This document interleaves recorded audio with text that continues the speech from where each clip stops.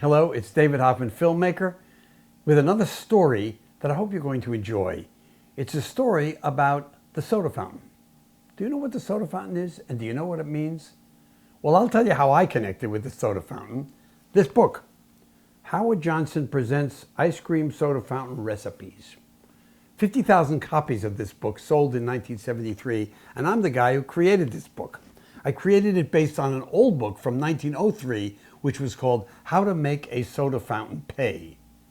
It was a time in my life where I was having a lot of trouble with my eyes, and I'm a cameraman, and no glasses worked. I was having a lot of difficulty. I had to make a living for my family, and I was a New Englander who loved old bookstores.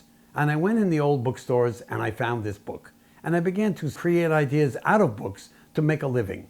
This book I sold to Howard Johnson, who produced 50,000 copies. Do you know who Howard Johnson is?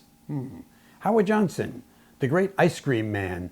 Thousands of Howard Johnson restaurants around the country, if you're old enough to remember. I scream, you scream, we all scream for ice cream. Do you know that phrase?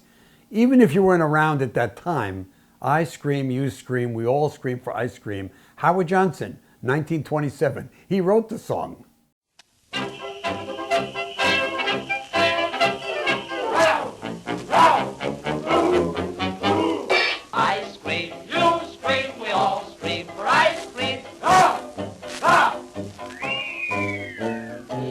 So the soda fountains were everywhere in America. There were thousands of them. They were in the pharmacy, but they were also in other stores as well. And they were gorgeous, just beautiful. Onyx, brass, large mirrors, Tiffany lamps, classy, dignified, like a fancy hotel bar.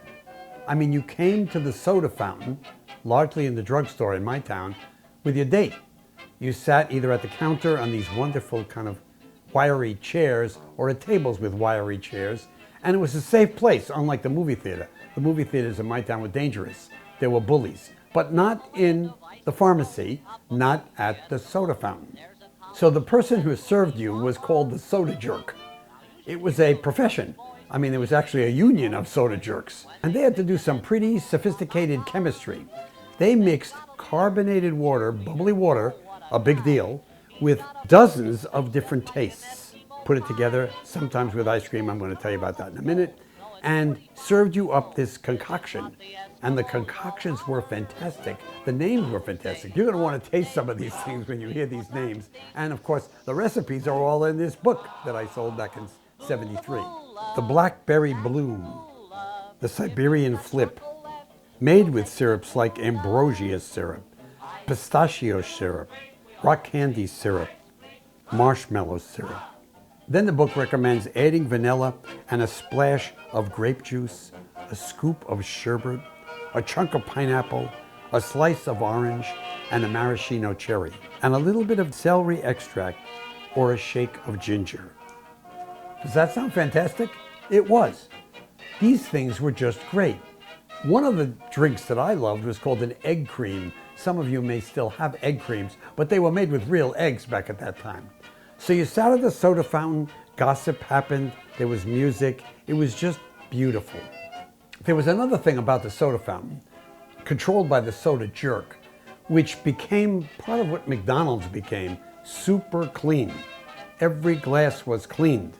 The table was perfectly clean. In fact, you judged the quality of the soda fountain in part by the soda jerk, the kinds of things he made, and how perfect it was. So in my book, just listen to these quotes. Eternal vigilance is the price of a good soda. Never refuse anyone a glass of water. A water customer today, a soda customer tomorrow. Carbonated water is important. It was around forever. I mean, the Romans had carbonated water. In fact, Bath, England, where I went on my vacation, that water is famous. So water is a big deal. Carbonated water was special and mixed with these syrups created by chemists. This carbonation was tingly. It was fizzy. And these were things in the 1950s that just thrilled us. And then ice cream. I don't know what it is about ice cream, but the thing that I most would miss eating is ice cream. Drinking coffee, eating ice cream. It's just incredibly good. That's a whole nother story, but ice cream mixed with these drinks was beautiful. They were very fresh, they were original, they were new ones all the time. Where the soda jerk would say, have you tried a cinnamon float with chocolate mixed with strawberry ice cream? Whoa. So what happened to the soda fountain? Why do we not have soda fountains today? Here's the reasons why. Drive-in restaurants, Dairy Queen, soda vending machines, fast food, and bottled soft drinks. Put all that together and the soda fountain died. I would still like to have soda fountains. In our town, we have an old place that sort of gives a feel, but not really, because people came into the soda fountain dressed up beautifully, and it was special. And the constantly new foods, tastes, mixtures just really got you. So I hope you've enjoyed it. It came to me because of this book, which I printed, made a living on for a little while. If you enjoyed this and you'd like to support David Hoffman, please do Patreon, www.patreon.com/allinaday.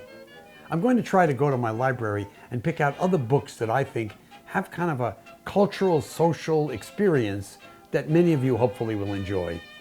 Thank you for watching.